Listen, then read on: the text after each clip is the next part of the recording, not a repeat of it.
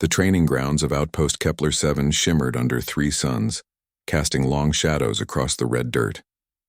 Sergeant Isabel Chen stood with her arms crossed, watching the latest batch of Vryn recruits stumble through their combat drills. The young aliens, barely past their first molt, moved with the uncertain grace of children playing at war.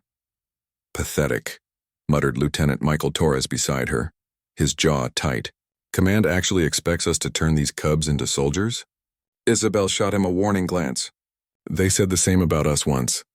The Vryn were a proud species, reptilian and scaled, with luminous eyes that reflected their ancient warrior culture. But pride didn't stop plasma rounds. The Kresh Empire had torn through 3 Vryn colonies in as many months, and desperation had driven them to accept human military advisors, a notion that would have been unthinkable a year ago. One recruit, smaller than the others, struggled with the modified pulse rifle. Its claws couldn't quite grip the human-designed weapon. Isabel watched as the young Vryn, she'd learned its name was Shikari, attempted the reload sequence for the 7th time. The rifle slipped, clattering against the rocky ground. Shikari's head crest flattened in shame, a sign of deep humiliation among their kind. The other recruits hissed their disapproval, and their drill instructor, a scarred Vryn veteran named Kesix, approached with rage burning in his eyes. "Weakness," Kesix roared. "You dishonor your clutchmates with such incompetence." Before Isabel could move, Michael was already striding across the training ground. He reached Shikari just as Kesix raised a clawed hand, and the human's voice cut through the desert air like a blade. "Stand down, instructor." Kesix whirled, his tail lashing. "This is not your concern, human. The cub must learn through hardship." "The cub must learn through proper instruction," Michael countered, his tone harder than the bedrock beneath their feet. He bent and retrieved the pulse rifle, checking it with practiced efficiency. Then he did something that made every Vryn on the field freeze. He held the weapon out to Shikari. "Try again, soldier." The silence was absolute.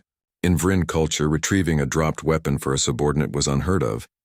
It implied the failure was not the warrior's fault, but the fault of those who trained them.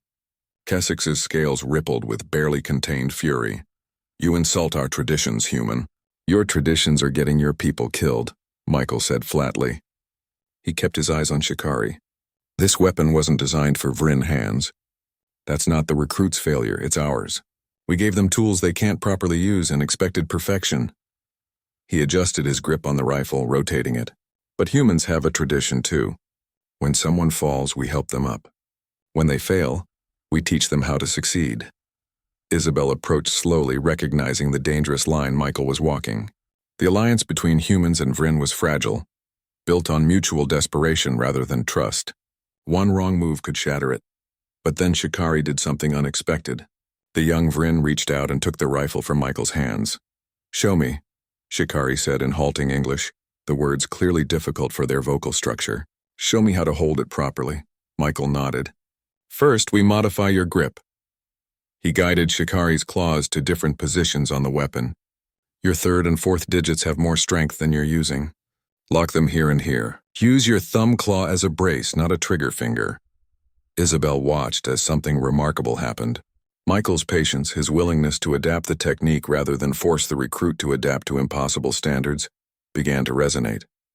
Other Vryn recruits edged closer, their crest scales rising with interest rather than shame. "The weapon's weight distribution is wrong for your physiology," Michael continued. "You're front heavy, so you need to compensate by shifting your stance. Like this," he demonstrated, his own body moving into a position that mirrored Vryn balance. Shikari adjusted, tried again. The reload sequence that had been impossible moments before now flowed smoothly. The young Vryn's eyes brightened with something that looked remarkably like hope. Kesix stepped forward and Isabel tensed, ready to intervene. But the old warrior's rage had transformed into something else, calculation perhaps, or reluctant respect. "You truly believe they can learn this?" Kesix asked. "I know they can," Michael replied. "Humans weren't the galaxy's strongest species.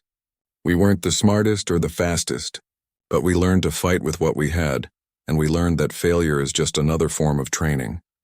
He turned to face the entire group of recruits. "Every human soldier has dropped their weapon. Every human soldier has failed a drill. The difference between a recruit and a warrior isn't that they never fall. It's that they get back up.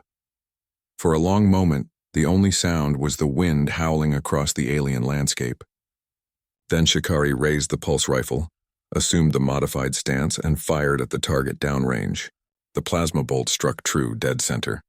The young Vrin's victory hiss was echoed by their clutchmates, and even Kessix's scales smoothed in approval.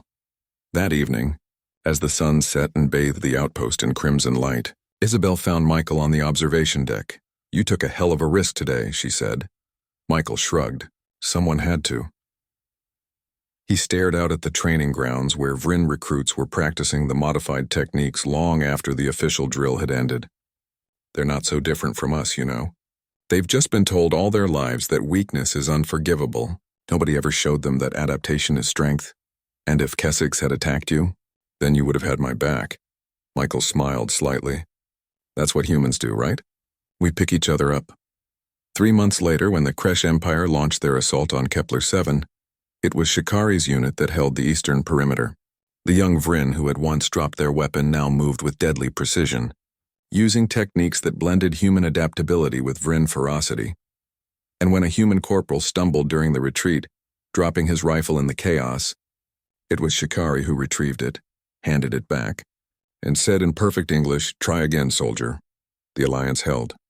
And the galaxy learned that humanity's greatest weapon wasn't their technology or tactics.